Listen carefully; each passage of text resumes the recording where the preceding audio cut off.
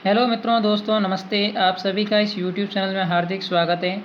आज हम स्टार्ट कर रहे हैं कक्षा 7वीं की विज्ञान विषय की पुस्तक, और जिसके अंदर आज हम पढ़ेंगे अध्याय नंबर 1, पादपों में पोषण। अब इस अध्याय के नाम से आपको स्पष्ट हो रहा है, इस अध्याय में ये बताया हुआ है कि जो पेड़ पौधे हैं हमारे आसपास, उन पेड़ पौधों के अंदर पोषण किस प्रकार से होता है, उसके बारे में आज आपको विस्तार से जानकारी लेनी है। तो सबसे पहले मैं आपको एक बात बता दूं कि आप सभी से रिक्वेस्ट है कि इस वीडियो को पूरा ज़रूर देखें और अपने मित्रों दोस्तों के साथ शेयर करें, ताकि मेरी आने वाली वीडियोस उनके लिए हेल्पफुल ज़रूर साबित होगी। अब हम स्टार्ट करते हैं हमारा चैप्टर नंबर 1, और जो क्लास 7 का है। अब यहाँ पर लिखा हुआ है कि कक्षा 6 में आप पढ़ चुके हैं सभी जीवों के लिए भोजन आवश्यक है। कक्षा 6 के अंदर आपने पढ़ा था कि जो भी जीव है, जीवित जीव है, उस जीव को जीवित रहने के लिए भोजन करना आवश्यक है। आप यह भी पढ़ चुके हैं कि कार्बोहाइड्रेट, प्रोटीन, वसा, विटामिन एवं खनिज भोजन के घटक हैं। तो ये प्रमुख रूप से भोजन के घटक हैं। तो भोजन के प्रमुख रूप से 7 घटक होते हैं, बल्कि यहाँ पर 5 ही आपके दिए हुए हैं। ठीक है। आगे लिखा हुआ है कि भोजन के ये घटक हमारे शरीर के लिए आवश्यक हैं तथा इन्हें पोषक कहते हैं। अब यहाँ पर आपको एक परिभाषा ध्यान में रखनी है कि पोषक किसे कहते हैं। तो कार्बोहाइड्रेट, प्रोटीन, वसा, विटामिन एवं खनिज भोजन के घटक हैं, और ये हमारे शरीर के लिए आवश्यक तत्व हैं, अतः इन्हें पोषक कहते हैं। तो ये आपको पैराग्राफ अच्छे तरीके से पढ़ना है। आगे लिखा हुआ है कि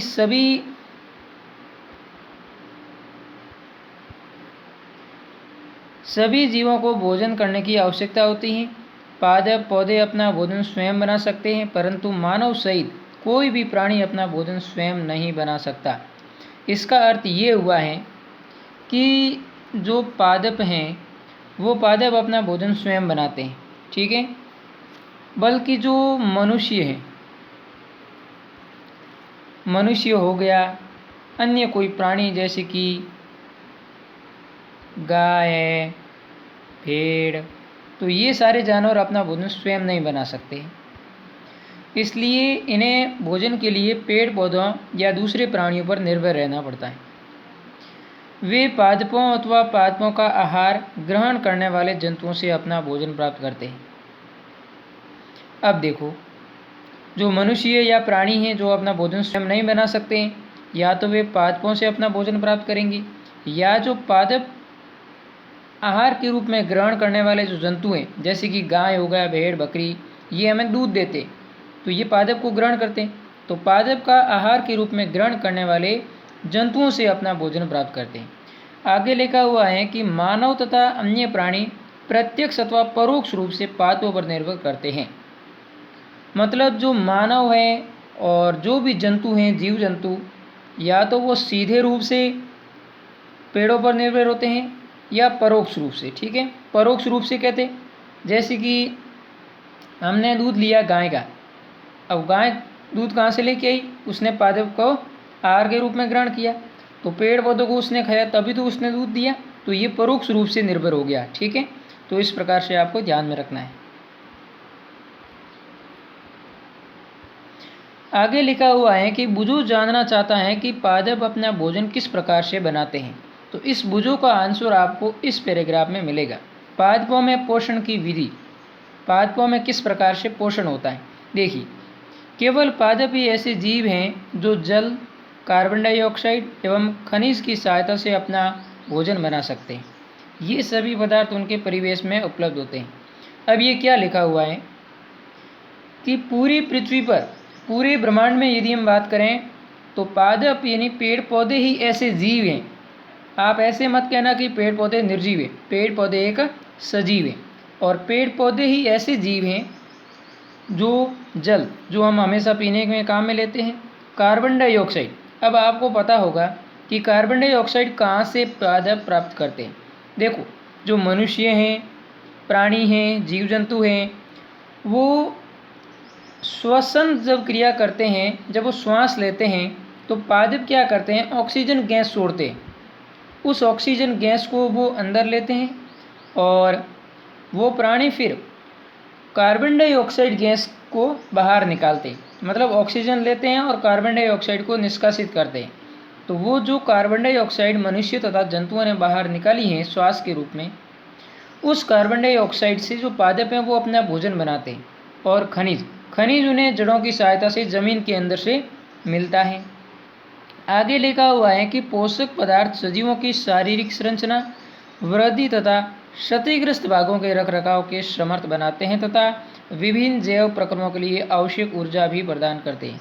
इसमें ये लिखा हुआ है कि जो पादप हो गया, चाहे जंतु हो गया, चाहे मनुष्य हो गया, कोई भी जीव है, सजीव होना चाहिए, वो पोषक पदार्थ किस लिए ग्रहण करता है।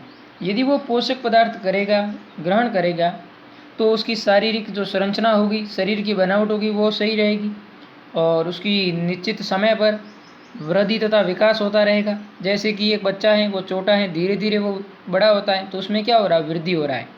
ठीक है। क्षतिग्रस्त भागों के रखरखाव, जैसे कि आप दौड़े, नीचे गिरे, आपके चोट लगी, ठीक है, तो आपने क्या किया, उस पर दवाई लगाई। दवाई तो अभी हो, लेकिन पहले ज़माने में दवाइयाँ नहीं होती थी। तब क्या करते थे, जब चोट लगती थी तो देसी इलाज अपनाते थे और क्या करते थे, पोषक पदार्थों को शरीर के अंदर लेते थे, जिसकी सहायता से वो चोटें वो धीरे धीरे ठीक हो जाती थी। इसलिए कहा है कि क्षतिग्रस्त भागों के रखरखाव के समर्थ बनाते हैं तथा विभिन्न जैव प्रक्रमों के लिए आवश्यक ऊर्जा भी प्रदान करते हैं। यानी जब हम पोषक पदार्थ लेंगे हमारे शरीर के अंदर, तो वो हमें ऊर्जा भी प्रदान करते हैं और क्षतिग्रस्त भागों का रखरखाव भी करते हैं, शरीर में वृद्धि भी करते हैं और शारीरिक बनावट को भी संतुलन बनाए रखते हैं। आगे लिखा हुआ है, सजीवों द्वारा भोजन ग्रहण करने एवं इसके उपयोग की विधि को पोषण कहते हैं।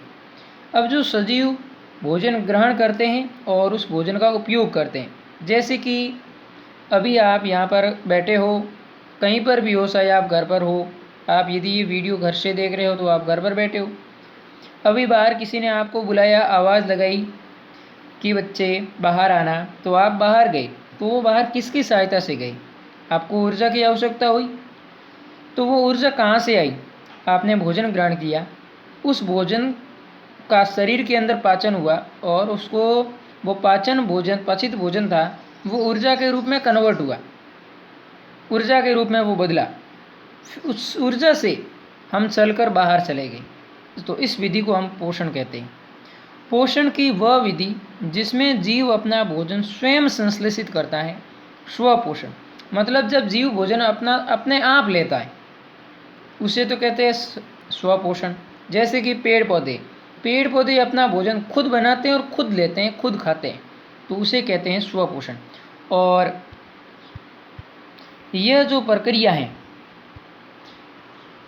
स्वपोषी कहलाते हैं। मतलब ये प्रक्रिया आपके पादपों के अंदर होती है और पादपों के अंदर जो प्रक्रिया ये होती है उसे हम स्वपोषी कहते हैं, स्वपोषी पादप कहते हैं।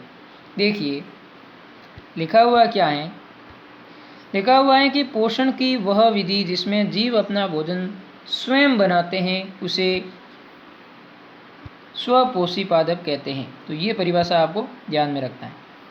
आगे लिखा हुआ, जंतु एवं अधिकतर अन्य जीव पादपों द्वारा संश्लेषित भोजन ग्रहण करते हैं, उन्हें विषमपोषी कहते हैं। अब जो जंतु हैं, मनुष्य हैं और अन्य कोई भी प्राणी हैं, वो सभी अपना भोजन पेड़ पौधों द्वारा बनाया भोजन लेते हैं, उसे हम कहते हैं विषमपोषी। जो अपना भोजन स्वयं नहीं बनाते हैं, भोजन के लिए दूसरों पर निर्भर रहते हैं, उसे विषमपोषी कहते हैं। आपको कोई पूछ लेगा कि मनुष्य किस प्रकार का प्राणी है, विषमपोषी या स्वपोषी, तो मनुष्य एक विषमपोषी है। आगे लिखा हुआ है कि पहेली जानना चाहती हैं कि पादपों की तरह हमारा शरीर भी कार्बन डाइऑक्साइड, जल एवं खनिज से अपना भोजन स्वयं क्यों नहीं बना सकता। ये पहेली का क्वेश्चन है कि पौधे हैं वो कार्बन डाइऑक्साइड की सहायता से, जल की सहायता से और खनिज की सहायता से भोजन बना सकते हैं, लेकिन मनुष्य ऐसा क्यों नहीं कर सकता। तो इसका आंसर आपको जानने का प्रयास करना है, कहीं ढूंढना है, और इसका आंसर मैं आपको कल के वीडियो के अंदर बता दूंगा। आगे लिखा हुआ है कि हम पूछ सकते हैं कि पादपों की खाद्य फैक्ट्रियाँ कहाँ हैं। मतलब जो पादप हैं वो विभिन्न प्रकार के कार्बन डाइऑक्साइड, जल और खनिज से अपना भोजन बनाते हैं। तो भोजन वो कहाँ पर एकत्रित करते हैं, किस फैक्ट्री में उनका भोजन तैयार होता है। क्या भोजन पादप के सभी भागों में निर्मित होता है? बिल्कुल गलत बात है। सभी भागों में पादप के भोजन निर्मित नहीं होगा, अथवा केवल कुछ विशेष भागों में। तो ये राइट होगा कि पादपों में जो भोजन प्राप्त हो रहा है वो केवल और केवल कुछ विशेष पार्ट्स के अंदर ही बन रहा है। आगे लिखा हुआ है, पादप अपने परिवेश से कच्ची सामग्री किस प्रकार प्राप्त करते हैं। तो मैं आपको जानकारी के लिए बता दूं कि पादप के अंदर, ज़मीन के अंदर जड़ें होती हैं। तो वो कच्ची सामग्री जड़ों की सहायता से और पत्तियों की सहायता से, सूर्य का प्रकाश आता है तो वो पत्तियों की सहायता से और जड़ों की सहायता से कच्ची सामग्री को प्राप्त करते हैं। आगे लिखा हुआ, खाद्य फैक्ट्रियों तक उनका स्थानांतरण किस प्रकार होता है। यानी वो जड़ों से उन्होंने खनिज को, जल को, ठीक है, खाद को ग्रहण किया, फिर वो आगे उनके जहाँ पर उनका भोजन बन रहा है उन फैक्ट्री तक वो कैसे स्थानांतरण होता है। तो इसका अध्ययन हम उच्च कक्षा में करेंगे और इस छोटे लेवल पर आपको केवल इतना ही ध्यान रखना है। अब आगे हैं प्रकाश संश्लेषण, पादपों में खाद्य संश्लेषण व प्रक्रम। इसका अध्ययन हम कल के वीडियो लेक्चर में करेंगे। आज के वीडियो लेक्चर में बस हम इतना ही रखते हैं और आपसे मेरी एक रिक्वेस्ट रहेगी कि इस चैनल को सब्सक्राइब, वीडियो को लाइक और वीडियो को शेयर अवश्य करें अपने मित्रों, दोस्तों, सोशल मीडिया प्लेटफॉर्म पर। आप जहाँ भी जिस प्रकार के भी सोशल मीडिया का यूज़ करते हैं वहाँ पर आप इसे अवश्य शेयर करिएगा। तो आज के लिए इतना ही, धन्यवाद।